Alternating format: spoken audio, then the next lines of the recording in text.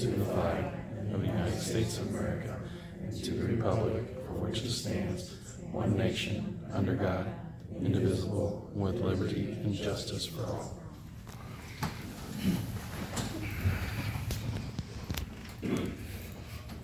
Recording in progress. Are you ready yet? It's okay. It's going to be Okay. where it's video issues. Becky? Yeah, roll call. Alright, Tommy Davis? Here. Ryan Rummel? Here. Debbie Wyatt? Here. Fritz Pence? Here. Vanessa Catali? Here.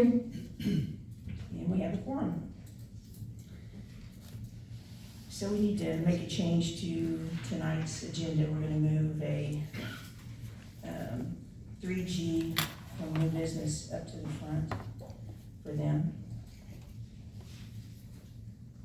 So we need a motion to approve that.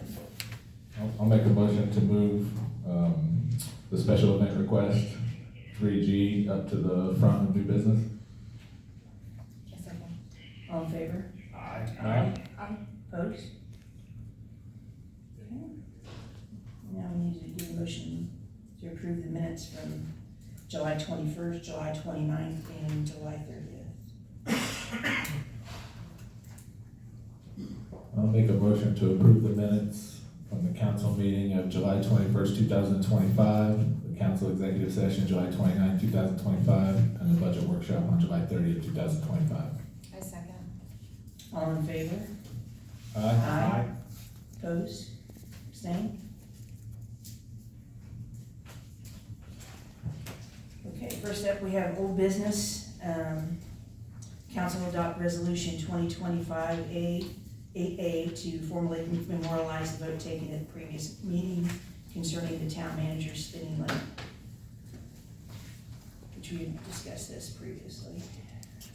You want me to just tee this up a little bit, You Joe? can. So you have, as you mentioned, you already voted on this last meeting to increase that level. Because it's a policy and we had adopted that policy by resolution, this just formalizes what you had already considered and adopted last time, which the law allows you to do. But just creates that paper record as well for the town's books, showing that increase in the spending limit.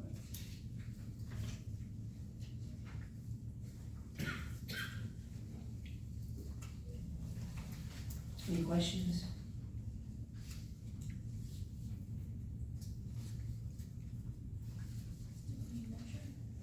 I'll make a motion to approve resolution number 2025-8A, raising the town manager spending limit to $20,000. I second. All in favor?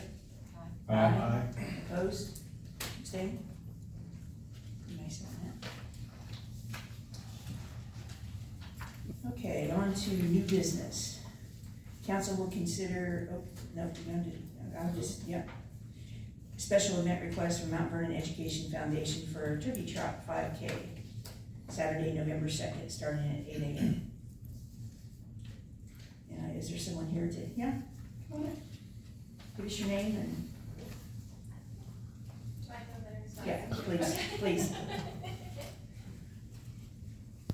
Well, hi, I'm Casey. I'm the Assistant Food Service Director for Mount Vernon Schools, but I'm here on behalf of the Mount Vernon Education Foundation.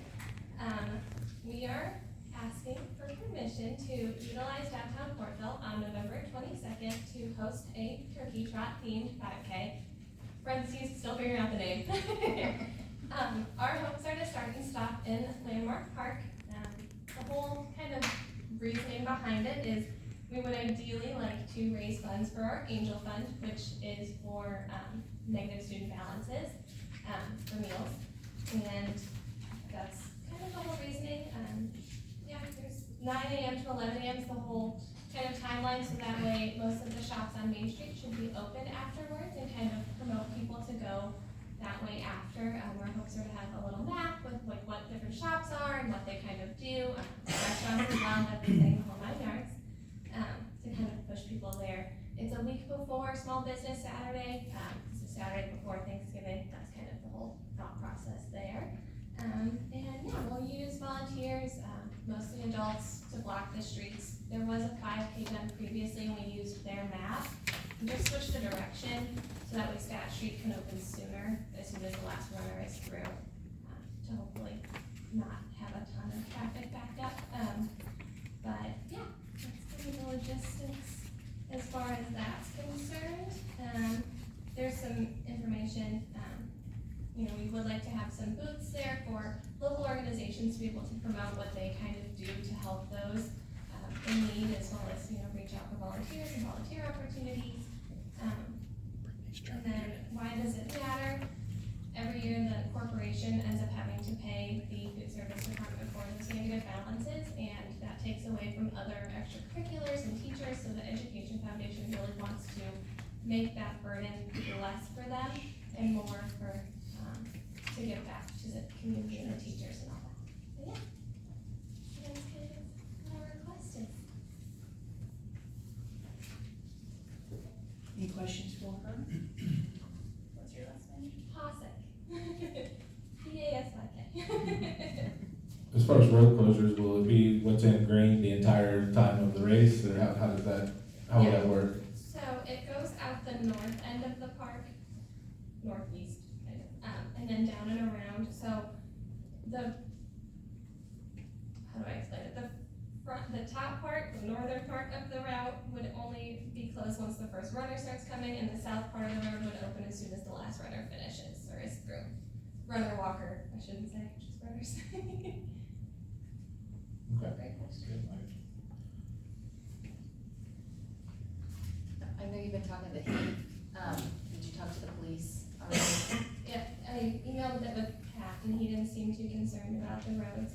I did also talk to, and I'm not gonna remember his name, fire department. They were not concerned either. Obviously, they get right of way if there's an emergency, and 100% they should get right of way if there's an emergency.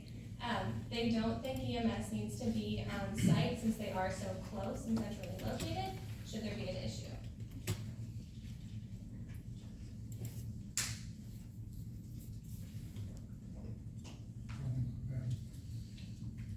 I think our special events request policy is if you're expecting 50 people or more to be within the public right away for an event, that we require insurance, Mhm. so additional insurance for the town. Yeah, the Education Foundation has reviewed that part of the Okay. special events permit and thinks their insurance should be more than willing to handle it. Correct. Thanks.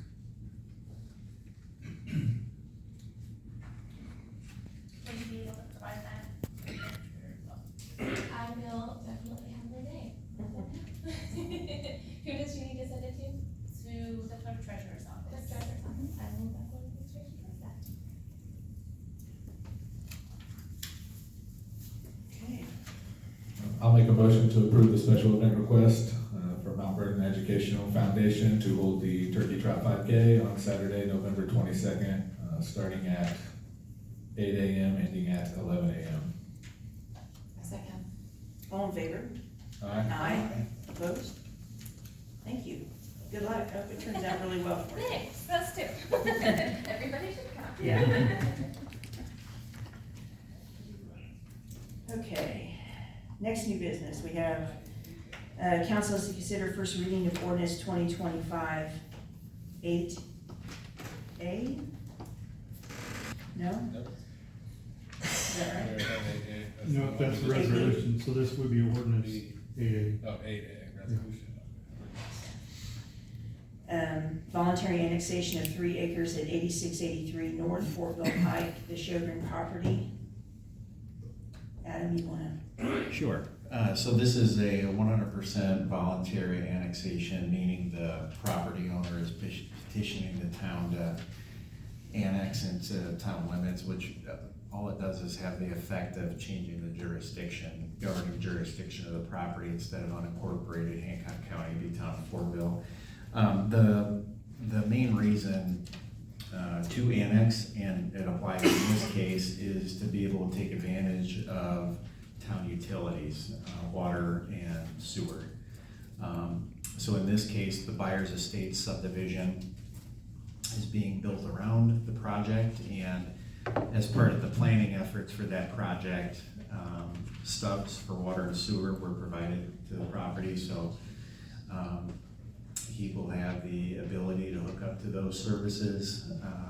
He pays a lower impact fee because it's within town limits, and then they would pay a lower monthly surcharge because it's in town limits. So that's the other advantage to that, to doing that. So this is just the introductory ordinance. Per annexation and per state law, there's the next step in the process is the mandatory public hearing, which would happen in September. And then, and that applies to all of these 3 annexations, by the way. So we have to put an ad in the newspaper for that, would happen in September. And then after the public hearing, at a following meeting after that, we could have the second reading of the ordinance, where you would be free to adopt it. And before you actually adopt the ordinance at that same meeting, they would have we'd have the fiscal plan that's mandated by law in front of you. So pretty standard, nothing unique or unusual about this particular request. But if you have any questions, I'd be happy to address them. And actually, I think Mr. Shogren joined on the line, probably just to observe. Yeah, he's pretty much surrounded, so I can see why he'd wanna take advantage of that. Yeah, and we did, you'll notice that the property across the street is also unincorporated. I did reach out to that property owner and talked to them a few times. We even met, and it was a hard sell for them because their taxes would go up a little bit, and most importantly, they didn't need water or sewer. They were happy with those services that they have right now. So unfortunately, they did not want to join the annexation, but we respect that.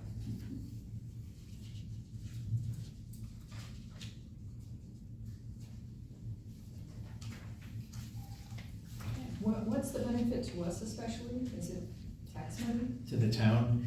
Yeah, yes, as part of the property tax pie, there are different agencies that get a slice of that tax. And if a property owner is already at the tax caps, then we just insert a slice of that pie. If they're not at the tax caps yet, which does happen, then their taxes do go up a bit to account for Fortville's taxation. The benefit to the town is really to just have a more coordinated effort, instead of having a patchwork pattern of some properties in the county, some are in the town, just to ensure that it's all in one jurisdiction in this particular case. And then of course it allows us to do planning and zoning for those properties. In addition, those residents of the territory can vote in town elections, they can serve on boards. And really, I'd say the other big advantage too is for emergency services. That's very clear that it's town of Fortville responding as opposed to Hancock County Sheriff's. And really, from our perspective, frankly, the tax money some of it is staying here in Fortville because residents of a territory use our roads, they use our services. So in this case, that's one of the advantages for us.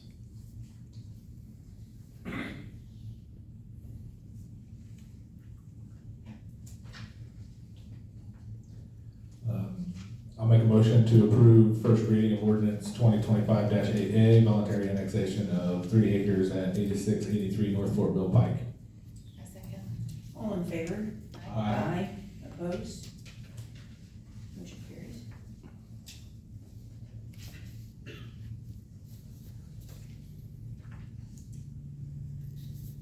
Okay, next up, we have the first reading of ordinance 2025-8B, a voluntary annexation of 18 acres at 7795 North 200 West at Awning Innovations Property. All right, for this particular case, it's a very similar explanation as to the last one. Again, it's a voluntary annexation. The main reason that they would like to annex is so that they can connect to Fortville's sewer system. My understanding is that this is it's called Awning Innovations. It's a small factory just south of the school district complex. It's of course unincorporated. I believe their septic system is failing, or there's a plumbing issue. They want to connect to town sewer.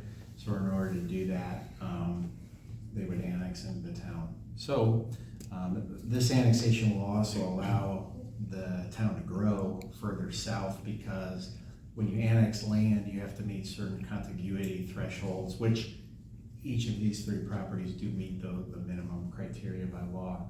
So, same thing with this property. This is just first reading, and then the mandatory public hearing would come in September. Any questions? I'll make a motion to approve first reading of ordinance 2025-8B, voluntary annexation of 18 acres at 7795 North 200 West. Second. All in favor? Aye. Opposed? Motion carries. So next up, we have the first reading of ordinance 2025-8C, a voluntary annexation of 120 acres near US 36 and North 300 West, the Stokes property. So for this particular one, again, very similar to the other two, this is 120 acres, so it's a pretty sizable area. You can see it on the map that was provided. It's right near Broadway and 300 West. It's farmland, and the property owners are in the process of putting it on the market. They want to sell it. And there's a pretty reasonable likelihood of that property developing in the near future because of its close proximity to water and to sewer. And so the advantage to the property owner is that they wouldn't have to pay any increase in taxes. They'd sell it, but most importantly, whoever buys it would be able to have access to water and sewer, and they've already gone through the annexation process. So it's one less thing that a developer would have to do. So that's really the benefit to the Stokes to doing that. Again, it would be different if the likelihood of a property developing would be low or it wouldn't happen anytime soon, but this is it's on the west side of town, and it's along Broadway near 300 West, so a pretty good chance of developing. So there's benefits to both parties. This is a property we talked about the comp plan to make it so it would be. Yes. Good. Yeah, and actually, I'm glad you mentioned that, because we shared the comprehensive plan with the property owner. That included the apartments, the land use that I remember you had asked for. And the good news is that the property owner has agreed to those land uses that way. So that comprehensive plan map was already fully vetted by the council and the plan commission and the public. So what the game plan is when the property is zoned accordingly in Fortville, then it would align with zoning districts that align with the comprehensive plan map. So what we would probably do is have our town engineering consultant would probably put together a legal description of those areas so that we know exactly which district. There were 3 or 4 different zoning districts in here that we mentioned, to see which district where would be located. And then the land would be automatically zoned accordingly upon annexation in the town. So that was encouraging.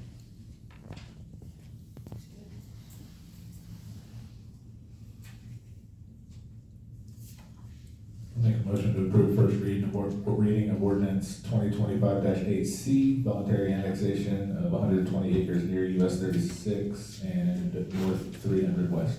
Second. All in favor? Aye. Opposed? Motion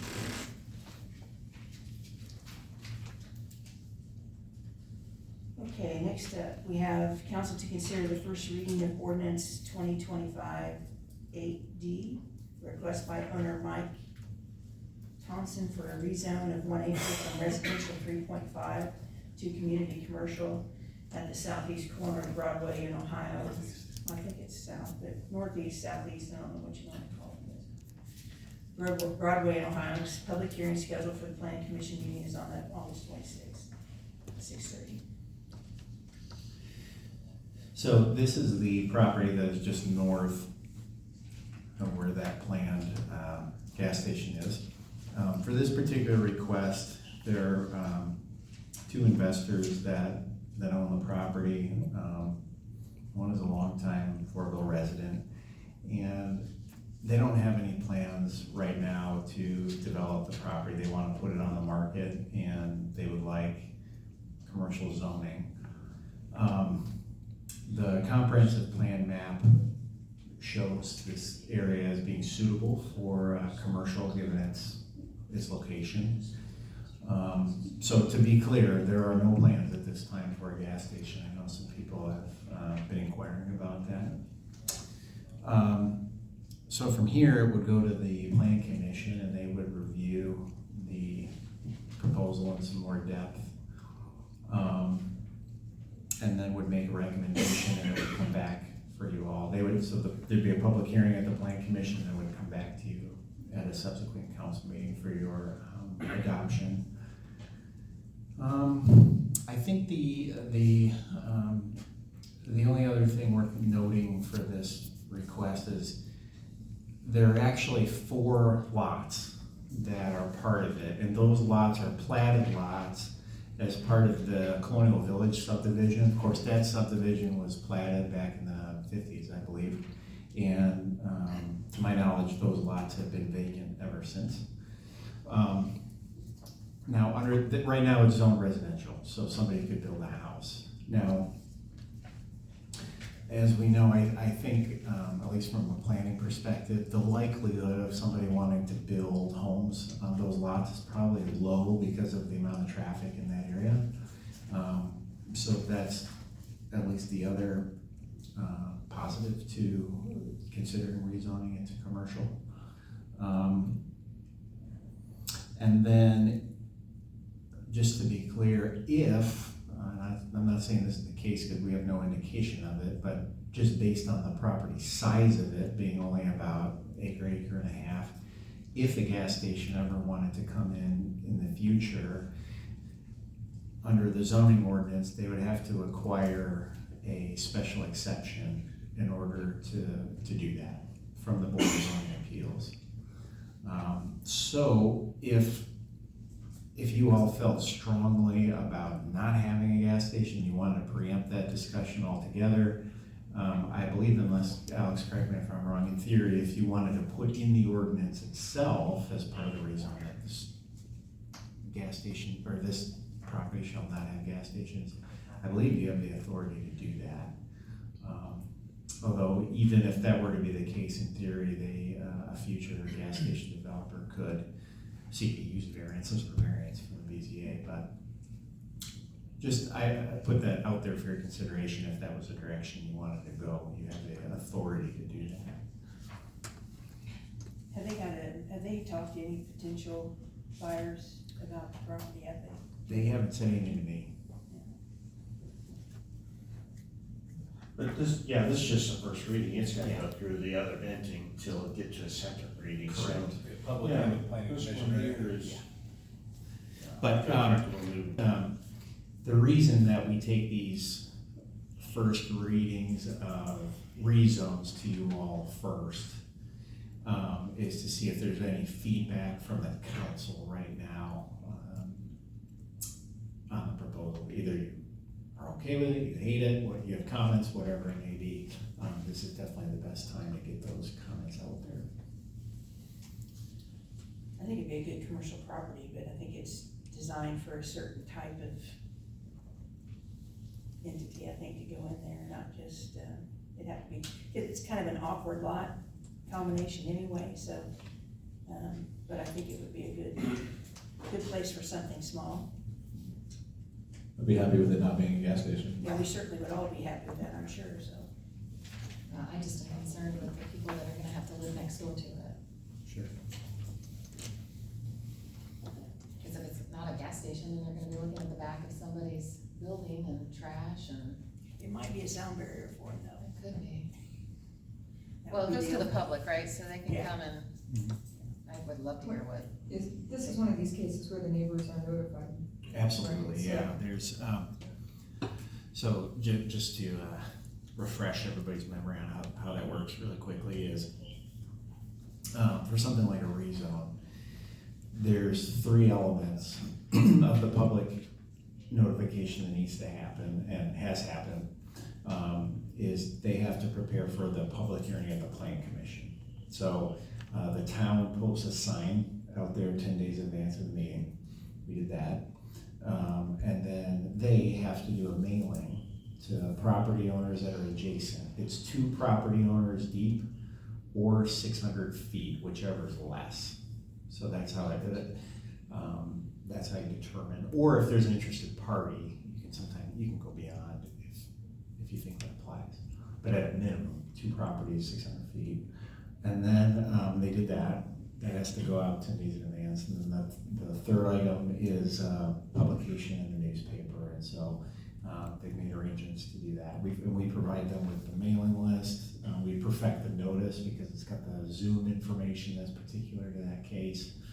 And then we get them the list of names based on the county records, so we help them out with that. So all that's been done.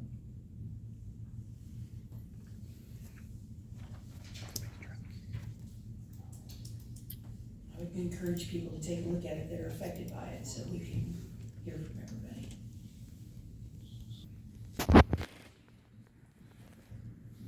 I'll make a motion to approve first reading of ordinance 2025-8D. Is there any public comment?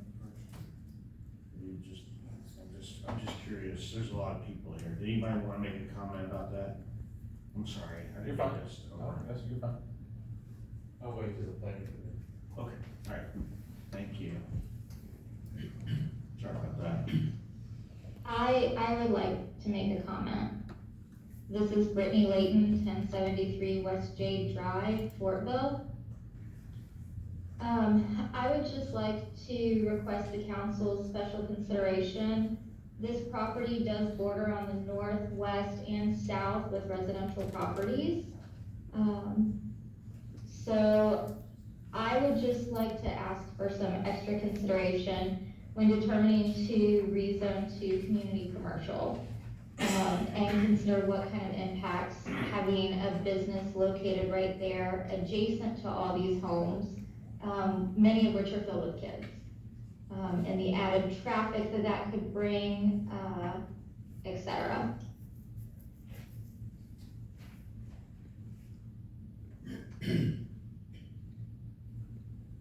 Adam, is there any guidance on what types of businesses can go into,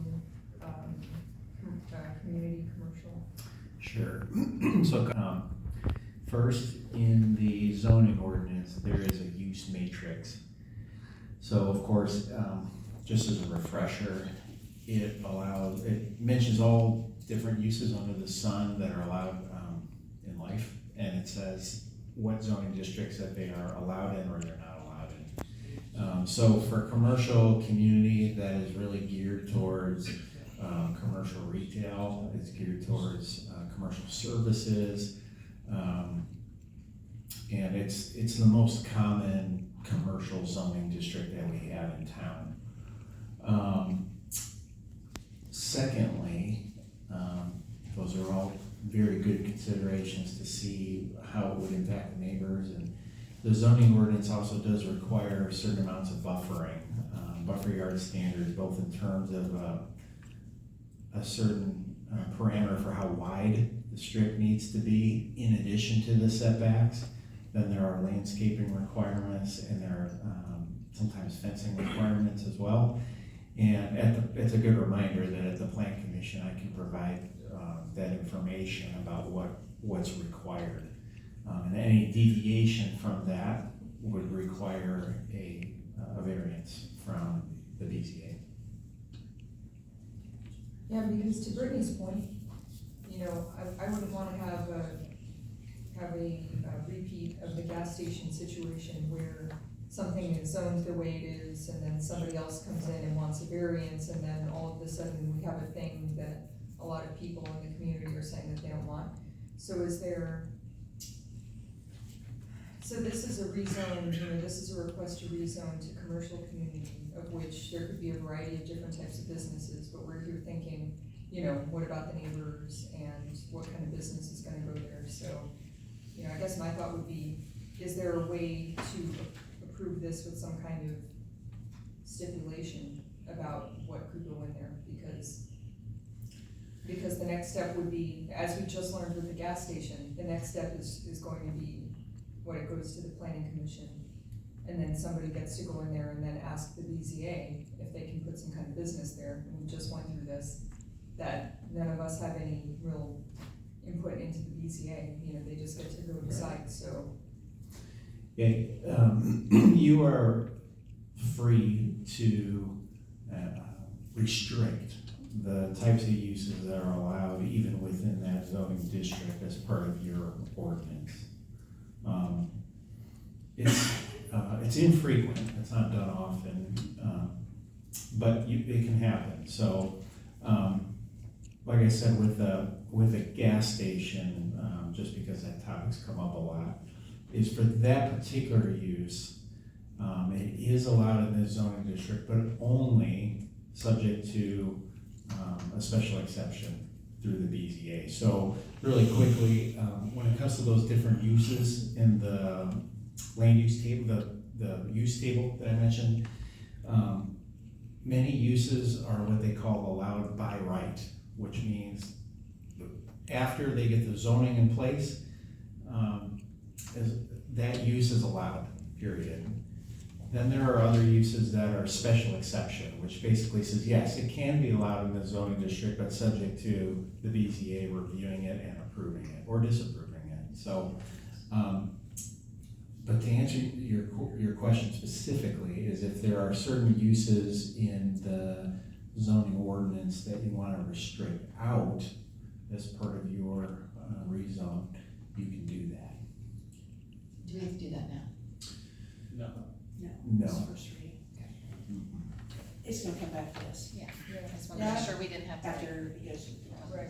I think it would be good for us to consider doing that because, you know, just as another example, for example, when the Harmony Dentistry, for the rezone for that building on Merrill Street, I wanted to vote no because I didn't have any idea what kind of business was gonna go in there. And I'm pleased in the end to find that it's a veterinarian going in there, I think. And that's not my favorite thing in the middle of a neighborhood, but there could be worse. But I voted no because I didn't have any idea what was going in there. So this is maybe a chance to be more proactive, so thank you.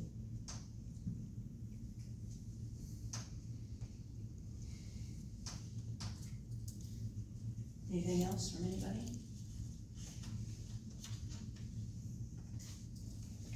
Okay. You wanna finish your motion? I'll make a motion to approve the first reading of ordinance 2025-8D, rezone of 1 acre residential 3.5 to community commercial at the northeast corner of Broadway and Ohio Street. Second. All in favor? Aye. Opposed?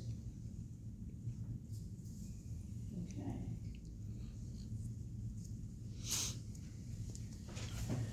Next up, we have a position available on the planning commission seat. We had two applicants, Shelby Hartman and Zach Fager. And I don't know, Zach, I think Zach isn't, nobody's here, no, you are, yeah. I was trying to look for your face, like, you wanna come up and tell us a little bit about you and.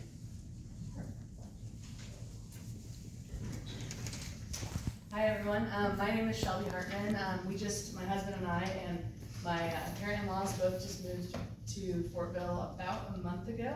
so July 16th, last month, so we have truly enjoyed our move out here. We moved from Brownsburg, so I've lived in Hamilton County, Hendricks County, and now Hancock County, so I'm covering all the H's.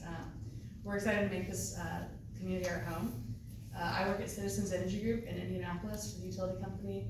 I've been there for about 6 years now, working with our emergency dispatchers and some of our field personnel. So I do training and development with citizens, so I'm looking forward to potentially, with your all's vote, to join that committee. Use my experience there and my excitement as we're moving into a new community here to not only learn more about Fortville, but use my past experiences to bring additional lift to our community here. Sure, thank you. Thank you for the interest. Appreciate that. And Tanya, I'm online. There he is. Hi, Zach. Hi, how's everybody? Thanks for allowing me to speak for just a minute. Sorry I couldn't be in person today. Schedules didn't align, but I got to talk to you recently, but just a little background. I work at Xfinity Communities, a part of Comcast, in the multifamily side. So that brings me the interest in the planning committee, and then Lauren, my wife, and I have lived here for about 5 years. We have 2 young kids. Lauren's actually a teacher at Fortville Elementary, so we have a vested interest in the growth and success of Fortville. We moved here from Hamilton County, so like the last story, and I grew up in Delaware County. So been a part of a small town my whole life, and it's really why we moved from Hamilton County to Fortville. The school systems and the charm, getting to ride our bikes into town is something that we enjoy doing. So we're just so interested in helping the community grow and thrive, but mainly keeping the charm of the small town. I think it's one of the biggest positives that we have here is that we can still be a small town, even though we have astronomical growth all around us, and we see some of that coming. But just to be able to help in the vision and kind of help everyone see what Fortville is and bring more light to our town, I think is something that I would like to do. My experience currently, I work with developers on a day-to-day basis, so I have a little bit of extra insight into how things go and looking at plats and PUDs and all of that fun and exciting thing that goes into development. But I also know all of the challenges that come with that too. So I get to talk to developers and owners on multiple occasions weekly on the things that they're going through and permitting and schedules, and all of that is great, but I know it's a lot of work. And so I'd love to just put my name in the hat. Would love to be a part of that and help our town grow and keep the charm that we're known for. So thank you for your time. Thanks, Zach. I think, is this council or this is my president? Yeah. I want to thank you both for, putting your hat in the ring and wanting to make a difference somehow. And I encourage you to keep doing that. I'm going to pick Zach just because he's been here a little bit longer. And I'm sure after you're here for a while that you'll get more involved and you'll see things that you want to get involved in. So please come back if we have another opening, because it does happen periodically. So, and there's the RDC and also the BZA that have commission seats that you could look at as well. But thank you for coming, appreciate it. And Zach, we'll see you at the next meeting. That was great, thank you so much. Thank you.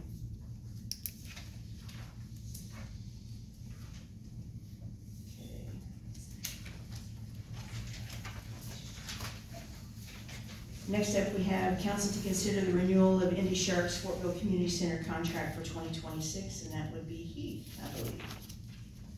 While he's coming up here, you've got clean and red line versions of that, and as I think Keith mentioned at the last meeting and the meeting before, the Sharks did notify him of their desire to extend for another year. This is a year-by-year lease, and at the same rental and terms. And so as you can see in the red line, the only change to the dates, 25 and 26. Also in the original draft last year in negotiating that with the Sharks attorney, there were 2 paragraphs that we just intentionally omitted. So I got rid of those and squared up the numbers, but the only substantive changes were to the dates. Heath, pass the baton to you if you got anything. I don't have anything to add. It's a simple renewal. Outside of I've been very happy with their ability to obviously bring in families into the community, but just everything that they've done in and around the building and taking care of the things that they're supposed to take care of, that we've asked them to take care of, so. I don't have any issues with, the renewal, but obviously this is, your decision, so.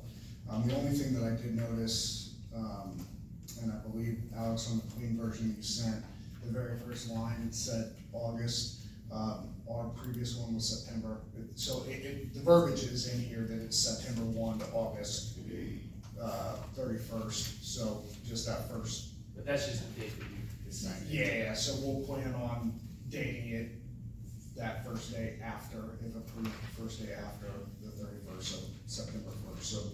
You don't have, just to be clear, when a contract is signed, parties are allowed to agree when the effective date is, so we have that in there. Awesome. Does anybody have any questions for me? I don't think so. I think they've been a great group to have around. They've done a lot.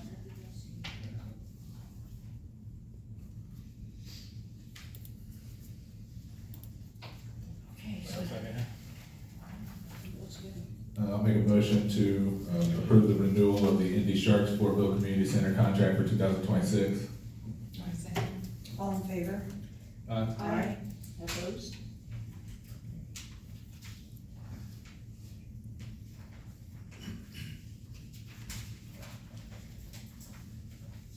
Okay, next up we have department reports, Joe. Okay, I've got it here this evening. If you'll remember, the last few meetings I've talked to you about the street paving and how I was wanting to do some additional paving there on Maple Street, some north of Broadway, some south, and then again the alley behind Napa. In order to do that, I'm gonna ask council to allow me to sign a change order for that contract. And the change order would be up to $160,450. The paving doesn't cost all of that. Let's see, it's about $31,000 of that, which we're paving. The other $29,000 I want to use toward additional sidewalks. So with the contract or the grant that we got through NDOT, it can only be used in Timber Ridge subdivision. So the work that we're doing in Timber Ridge right now, we'll have about 1,800 linear feet of sidewalks replaced. And with the additional funds from the change order, I can do another 1,422 roughly linear feet, which would bring our total this year up to 3,233 feet and a price of $262 in sidewalk work. So that'll be a pretty good chunk of sidewalk replacement. So if you would approve me to sign a change order for that amount of $160,450, not to exceed.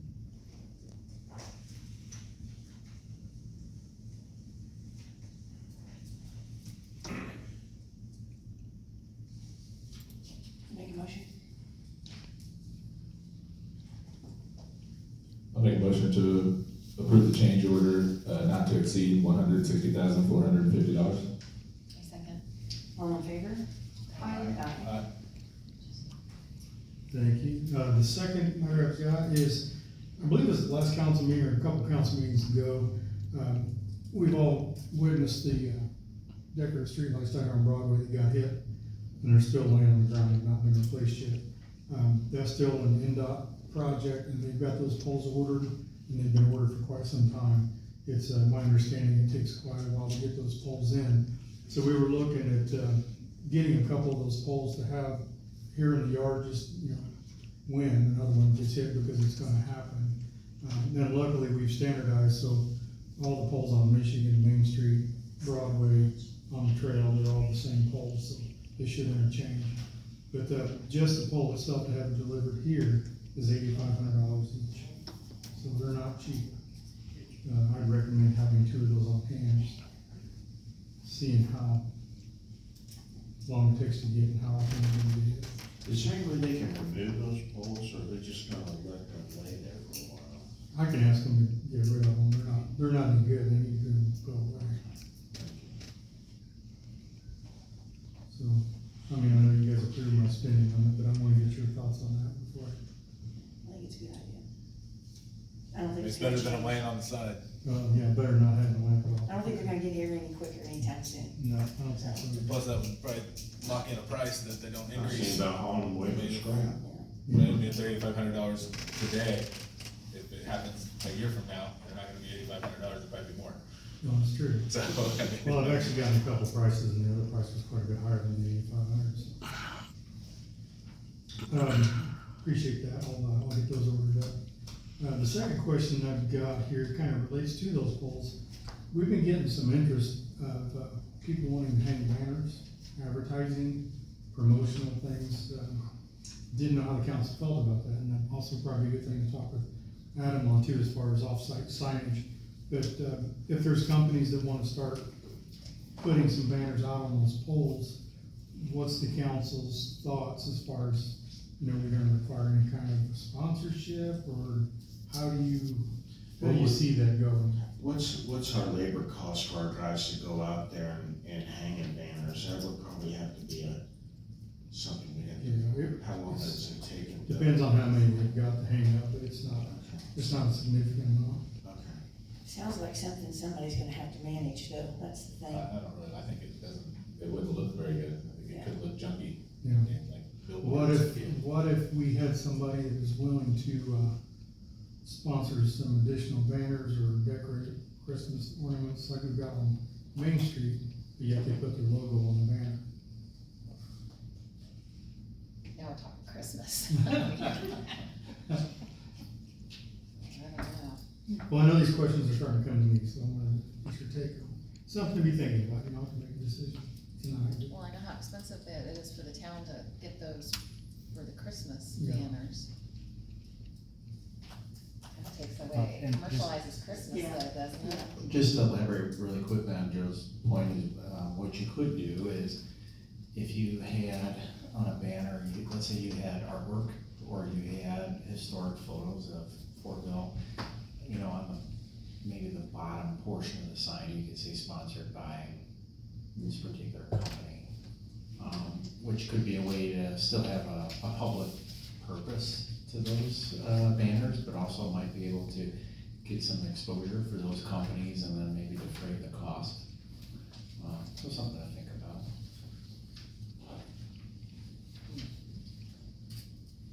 Okay, be thinking on that. I was gonna let you know too that Brian, our street utilities foreman, he has requested bids from several companies for 2 new utility trucks.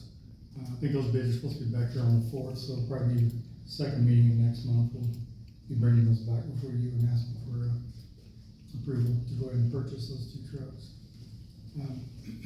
Well, the big number item that I've got on my list is, we had talked about the regional lift station south of, say, where 200 Fortville Pike tie in. We got a lot of development coming in out that way. All those lift stations and those houses are pumping up through town through a smaller lift station, and also taking up a lot of capacity within our existing old town sewer system. So we talked about building a regional lift station in that area that would carry the waste in over 300 and up to Broadway there, where the line goes straight into the sewer treatment plant.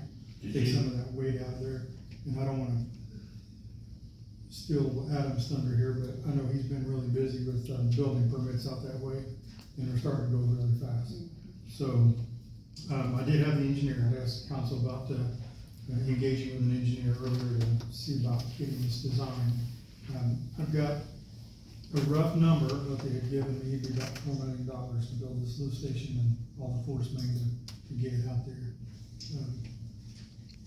I'll probably have them show up at the next council meeting to talk to you a little bit, and then, see about getting a contract with them to get rolling, because I feel like we need to probably do this sooner rather than later.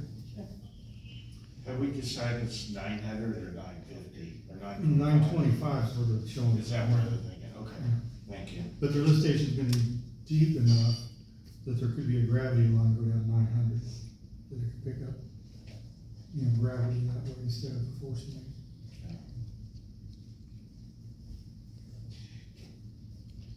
Go ahead. Sounds good.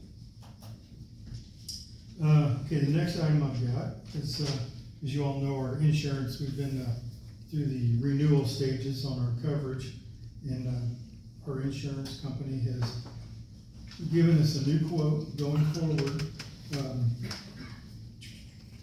They've given us the quote that ends up being, $199,150 per year for our liability coverage. That's outside of my spending limit, so.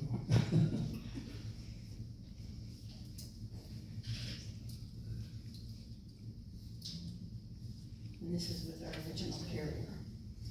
It went up about $86,000. A lot of that is based on growth and things costing more money. They've also increased quite a few of our deductibles. So a lot of our deductibles have gone up pretty high.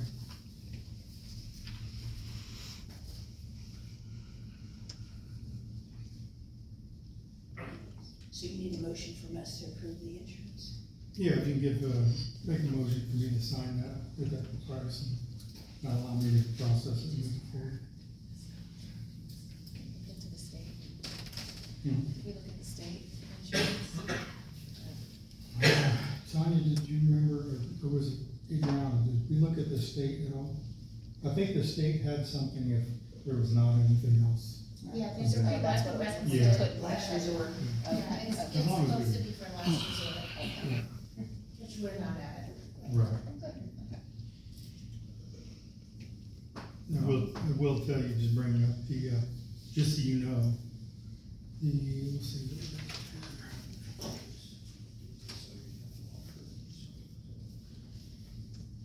Public official liability, that deductible jumped from $5,000 to $50,000. So that's a pretty significant jump.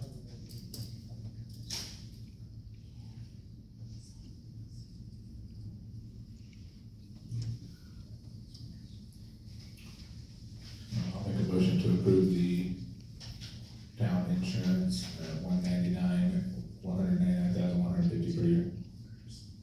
I'll second. All in favor? Aye. Opposed? And that's all I have this evening, unless you got something for me. I have something. Can we, the other night I was coming home, I was late from, picking up somebody from the airport, and all the, caution cones were knocked over in front of the gas station. Can we request, concrete barriers there instead to divide that traffic ongoing? Just a thought. Yeah, it's a thought, I mean, it's. Well, no, just a divider between the traffic coming in this way and that way, cause they're out there standing at those cones every day. Yeah, that's one of those things that, they wouldn't use concrete down through there without, and forgive me, I don't know the proper terminology. Jersey barriers. Well, it's got the big galvanized, so you hit that and it collapses several times before it gets into the concrete. And it takes quite a while to get those set up. I'm being very optimistic here. I'm gonna say that they're gonna be finishing up in the next couple of weeks. The new contractor they've got down there seems to be moving a little bit quicker, and I'm hoping that, the contractor that follows in behind him will do the same. And I can always make that suggestion, but, Yeah, Just just thinking. maybe even the plastic ones that are connected or something, just, yeah, it was kind of late night when they're all going, it is kind of tight. if you remember when we did, Main Street, and they put that concrete wall down the middle, they had to use those big, galvanized additions that bolt down to the ground. Yeah, Thank you. yeah, the ones that didn't go on Broadway, Right. when the cars fell into the trench, yeah. Yeah, I noticed also people making that comment on Facebook, that with the cones everywhere, people are gonna run into each other, but. It's a mess. I've witnessed, a few almost head-ons down there where there was, actually one day a fire truck came out, started heading west, and there was another car coming down right in front of him, heading back up. People are having accidents or actually, or Yeah. near misses, you're saying? I'd say it's near, at least one of the congestion. But you feel pretty confident it's gonna be done soon? I hate to say that, but it's been sitting there for You've been confident a few times. 23 months, so. Yeah. I They, mean, we are getting some progress out of them when things are moving, so if they keep moving at the pace they're moving now, then it should be. It comes back to that question of if people had an accident, who's at fault with that, who are they gonna try to go sue? Well, right now, it is on NDOT, and it's on the developer, and it's on the property owner. As soon as we go down there and start moving cones around, trying to play, like we have the safety people, and that'll put us on the hook. Yes, that's really like an NDOT, Mhm. that's an NDOT thing to me. Okay. Thank you.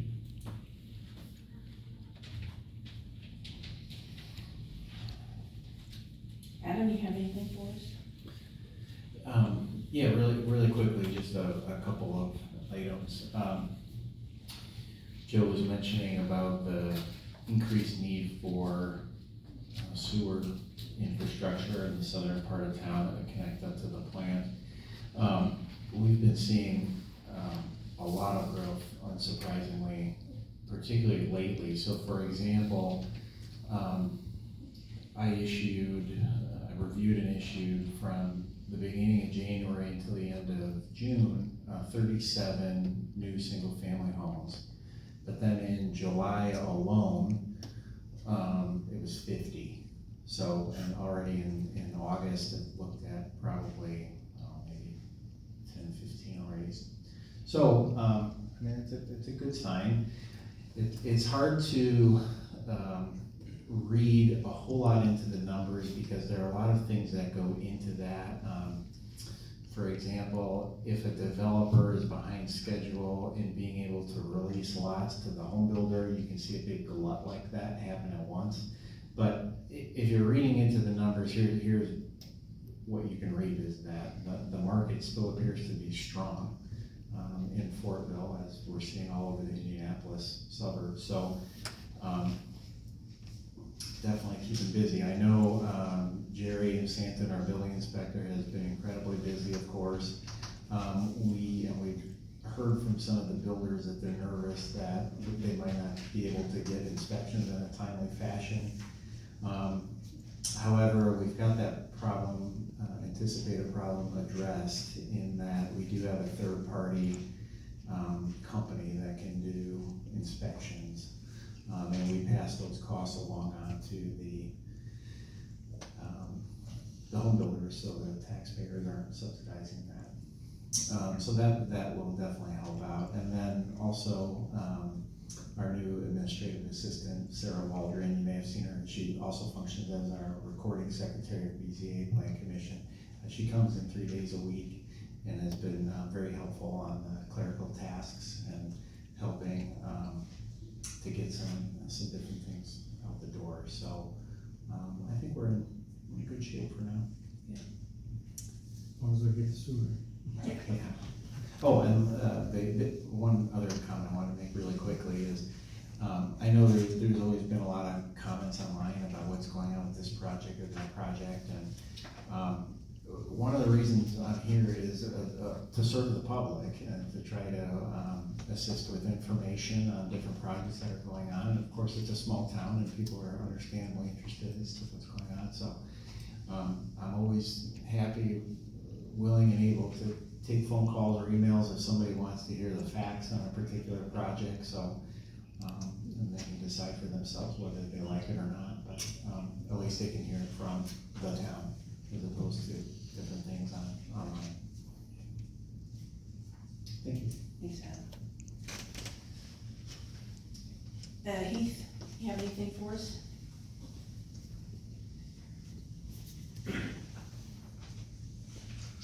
Apologies, I've got a few things tonight. First thing on the list, the committee regarding Landmark Park, our recommendations and the BOT that came. My recommendation, and I think this follows, and I won't speak for them, but follows Lydia and Tanya as well, that we move forward with Reynolds. So we need to get an approval tonight to be able to probably do that based on what those two would like to say about it.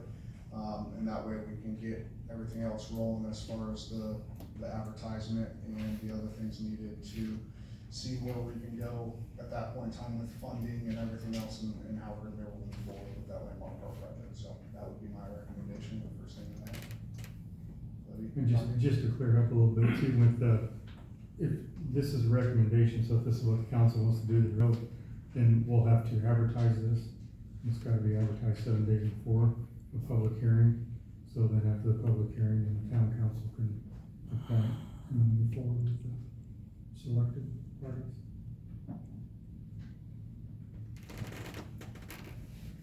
Yeah, I make a motion to recommend proceeding with that.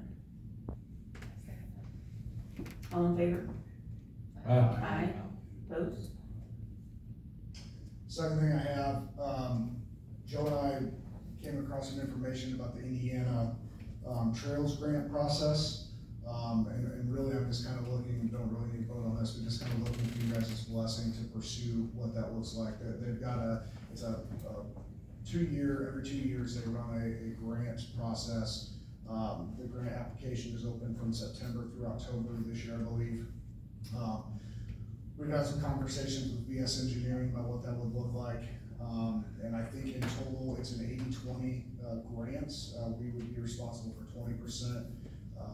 The other 80% would be covered up to $400,000. So if we were able to move forward with this and have $80,000 at stake in it, we would in turn get that extra $400,000, which would allow us, I think, to maybe start doing some trails in, connectivity through, whether it's Landmark Park, whether it's connecting, Landmark Park and Memorial Park, but connecting maybe the trails in Hamilton County there at Flat Rock and connecting that into Memorial Park. Just obviously some more walkability. So really, I'm just kind of want to make sure that everybody on the council is on board with pursuing it's not a guarantee, it's an application process. We want to be able to start having those conversations because the time is coming up to be able to get those applications in. So really, I just would like to get your guys' feedback if you have any, and make sure that you guys are okay with moving forward looking at that.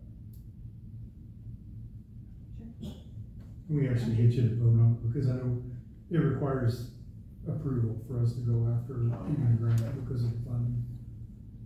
I mean, that's the way our policies are written, so the council approves us to go from there. What'd you say, Joe? I couldn't understand. I said it would be better if we had a vote, because our policy reads that we're supposed to get council approval before applying for the grants. Okay. If it's gonna obligate the town for any money.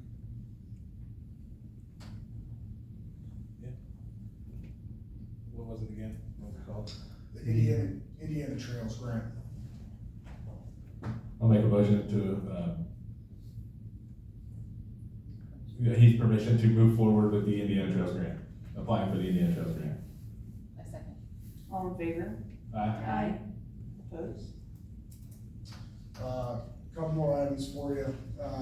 We finished up with the survey for the parks. I want to thank Shelley from the Reading of Ordinance, getting that out in article. We ended up, the goal, the realistic goal set forth from the consulting company was around 5% of the last population on the census. We ended just shy of that. We had right around 200 respondents, which is still pretty good. And after that article came out, it bumped about 100. So it was a good read for us, a good help in that direction. Just so everybody's aware, they're gonna work on, right now they're working on the paperwork for all this stuff and kind of compiling all the data, and all of their recommendations and all the different things. They're hoping to have a packet for council just to kind of look at and review, by 10/1, and they would like myself or them, I gotta get with them yet on who's going to do the presentation, but on the council meeting, first council meeting in October, we'd like to go over the findings for from the surveys and everything throughout all the discussions about funding and everything else in that meeting, and then they're looking to be able to put that in place and having the council finally adopt the Parks Master Plan at the first council meeting in November. So it'll give us about a month to review all those findings and make any changes, and then be able to adopt that master plan, hopefully first part of November. And then we are looking to submit it to the DNR by the deadline on the middle of November. They're looking to submit it by the 15th of November. So that's the plan as far as the Parks Master Plan is concerned. Is there any questions as far as as far as that. I know they're supposed to be working on an executive summary for me that I can get to you guys as soon as I get it from them, just kind of a quick snapshot of everything that kind of came back in from the survey perspective. But then the deeper findings we'll have in a packet and have everything ready for everybody to kind of take a look at and give you guys some time to really digest it. So, last thing that I have, super quick, the basketball hoops drilling started today. So hopefully, I'm not sure, I think they said 3 or 4 days. Right now they're getting everything prepped to be able to put in the new poles, and once that stuff's done, they'll remove the old ones, and then we'll start hopefully the construction of the poles this week, so. Did they come in? I have not, the parts are not in yet, but they said it's a local facility, they can pretty much get them anytime, they've gotta prep everything before they bring them over here, so it should be done this week. Any other questions for me? Have you come up with maybe set up something where people can auction some of that stuff off, like those basketball goals and Well, those basketball goals aren't gonna be, they're cutting those. Oh, okay. That's the easiest way for them to get it out without destroying all that asphalt was to cut they're cutting them just below grade and then patching the concrete over top of that, before they bore the new ones. So, but speaking of that, we do have a few items, left from the park renovations that we need to look at, maybe declaring surplus, the old slide. There's a couple of small things, not much of it was salvageable after it got pulled out, and thousands of pounds of concrete along with it. So, there's just a couple of items here and there, that turtle that's sitting out back. There's, like I said, just a few things, but, I'll get a list together and we'll see if we can maybe declare that surplus, and at that point in time, you know, we can put it out there for if anybody wants to bid on it. So. Thank you. Good. Thank you. Thank you. Okay, Patrick is not here. Adriana, you have anything for us? I do not, unless someone has something for me. Alex? I don't either, unless you have any questions for me. Public comment? Do we have any more public comment?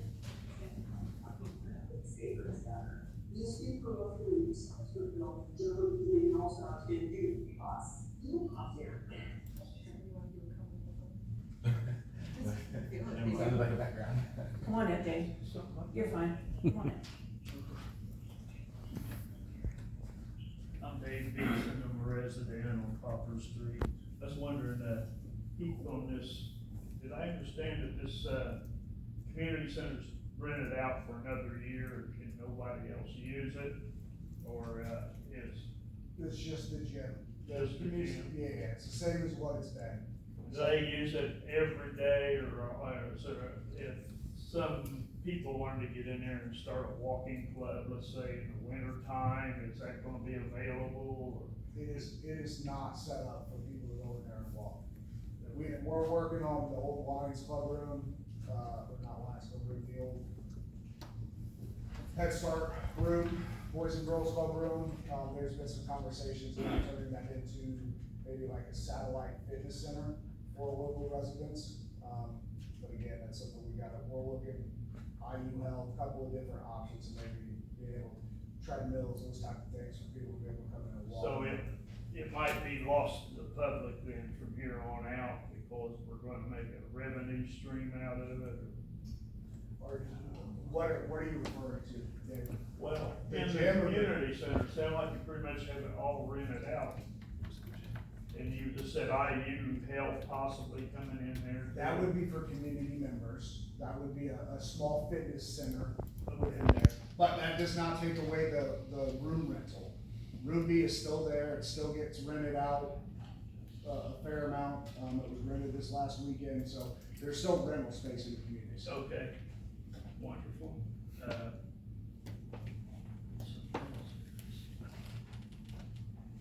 guess that's. Thank you. you're welcome. Anybody else? Online?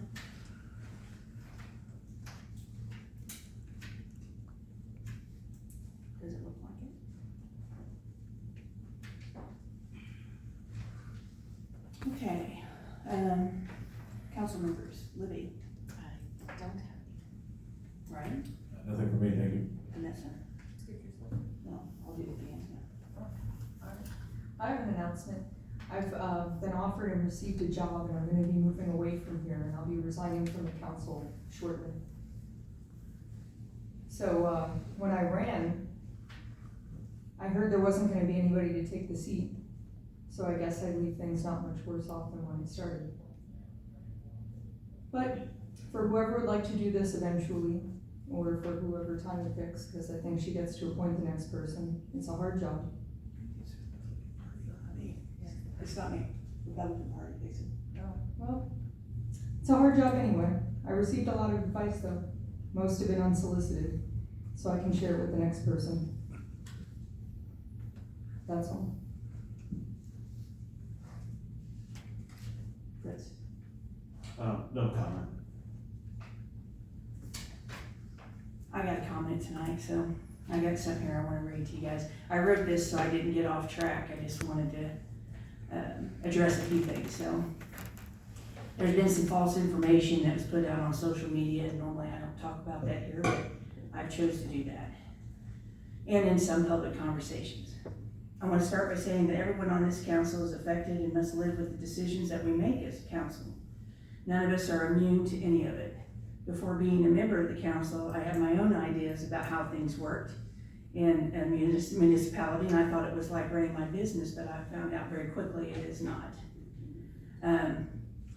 The town itself has hard controls that are monitored by the state that rarely allow mistakes. I just want to say that as far as I'm concerned, all the town employees, from the manager down to the utility department, regardless if they live in this town or not, work very hard for this community every day and want the town to be the best it can be. I see what they deal with every day, and it's not easy most of the time. We are all human and not infallible, so please try to show them some grace. They work really hard. Mostly there have been accusations made about the town's liability insurance or lack of. Don't know if anybody's heard that or not, but I want to make the correction that the town was never without liability insurance. It's very difficult to get liability insurances today, even at a reasonable cost, because the industry is taking a huge hit. There was threat of a possible non-renewal, not a cancellation from our current carrier, because of the number of claims the town has incurred and the liability concerns behind commissioners and elected officials insinuating or recommending the community some form of litigation against the town to receive compensation for something that could have been handled outside of court and saving taxpayer dollars. As Joe just mentioned, our current carrier will be renewing our liability insurance on our contract renewal date with no lapse in our coverage. The council right now is not at liberty to discuss anything pertaining to a case and contract mentioned on social media, nor are we at liberty to have any conversation with the plaintiff in this case until it's settled. I do want to make clear that any contract that is presented by the town is designed and reviewed by our attorney before any signatures on the contract. There's never been a contract written by an employee. I have seen and heard crazy accusations about myself, other council members, and town employees. I will never repeat anything that I know is not fact. It's just not in my nature to do that. If I don't have the answer, I'll certainly try to get it for you. All I can do is recommend that you block out all the noise and seek the facts in the right place. If you really want to know what's happening with a project or a current development project or anything in general to do with the town, we're all accessible by email, most of us by phone. You can reach out to the town manager, planning administrator, myself. Do not look at answers on social media like Fortville Happenings to go to the town's Facebook page or the website. Don't expect questions to be answered by the council or town manager on Fortville Happenings. Email or call or come to a council meeting and ask your questions. I attend every council and commission meeting to stay on top of the process for our new development, any changes to our existing town. I also want to be able to answer any questions related to those meetings, and that's why I do that. And I believe in practical common sense. I know that's something that doesn't come around often these days, but I do. And that's how I base most of my decisions. I take my position seriously and want the very best for my one and only place I call home. So hopefully that clears up some rumors and other conversation that's been happening. And if anybody has anything to say about that, please feel free to call one of us or come see us. We'll be happy to elaborate. Okay. Need a motion to approve and sign vouchers. I'll make a motion to approve and sign vouchers. I second. All in favor? Aye. Aye. And I'll make a motion to adjourn the meeting at 7:45. I second. All in favor? Aye. Thank you all for coming.